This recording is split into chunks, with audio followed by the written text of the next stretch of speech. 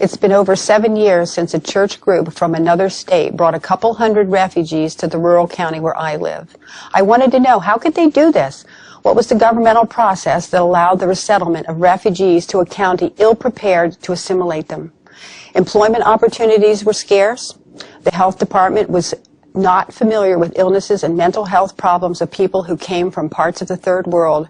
The school system was not prepared to teach large numbers of students who didn't speak English, and subsidized housing was scarce. I wanted to know who gave permission for what amounted to a dropping off of needy people in our county seat. So I began my research and posted everything I learned to a blog, Refugee Resettlement Watch, so that others might know what I learned about a federal program that is 35 years old this year. In summary, I discovered that the United Nations High Commissioner for Refugees was choosing most of our refugees. It's under the influence of a powerful Muslim supremacist group called the Organization of Islamic Cooperation. Not surprisingly, a large number of U.S.-bound refugees are coming from countries with large numbers of people who hate us, including Somalia, Afghanistan, Iraq, and soon from Syria, just to name a few.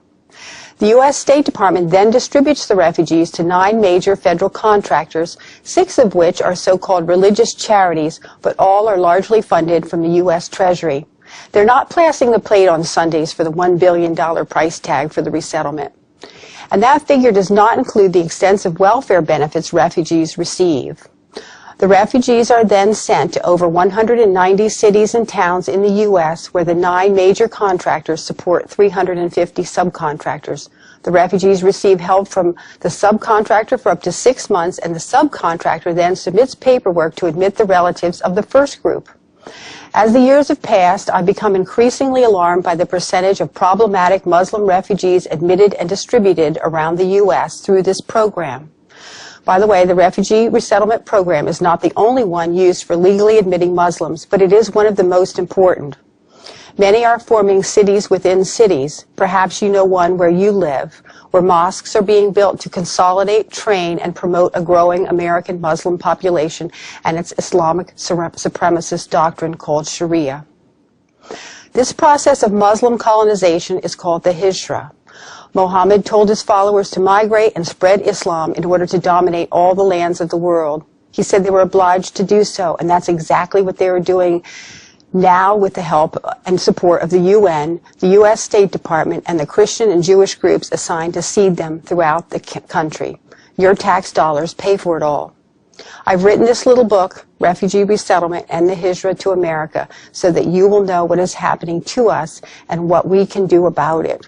We only need to look to a troubled Europe to see the path ahead for America if we can't stop this migration and stop it soon.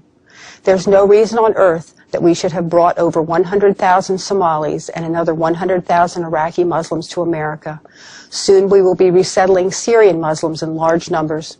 The UN at the moment has over 10,000 in a pipeline destined for our towns. The FBI told Congress recently that they cannot be properly screened. If you don't help counter the Hijra, we are, in my opinion, doomed. Over time, this migration will be more devastating to your children and grandchildren and to our country than any terrorist attack could ever be. Learn more at Refugee Resettlement Watch and SecureFreedom.org.